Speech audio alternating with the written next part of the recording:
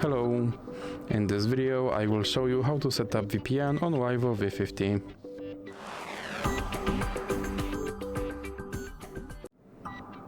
So you have to start by opening your Google Play Store, then click on search bar and type in Turbo VPN and click search.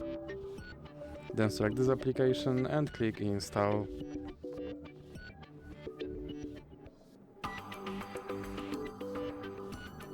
Now click open and then click agree and continue. And now you can close this ad. Then click allow and click consent. Now click on this button to start your VPN and click OK. Now you can close this ad, and as you can see I'm connected to VPN in Netherlands. So that's it for this video. If you liked it, please remember to leave like and subscribe.